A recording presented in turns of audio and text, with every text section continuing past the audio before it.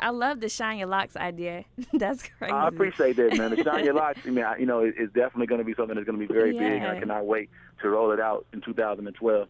All right, so what's your relationship with Drake nowadays? I know it was a little bit of controversy over the best he never had.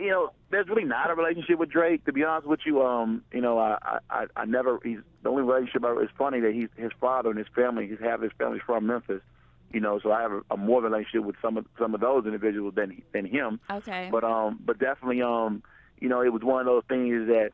He came out, he said I was lying, and then then the credits, then told the truth. And if you watch my Live from the Grind video that's on Vivo right now, you can be able to see me actually winning my award for the record. For those who still, believe that maybe it was some lying was going on. You can't lie about certain things like this. I wish Drake would have came out and just said, hey man, I was mistaken, and Kia Shine. He does have a credit on my album. I see it right here on my album, you know what I mean? Or I see it right here on Billboard where his name is there. But, at the same time, I can't, it's just one of those things where, they just kind of act like it didn't happen, you know what I mean? And I have to continue to show people that, it's real.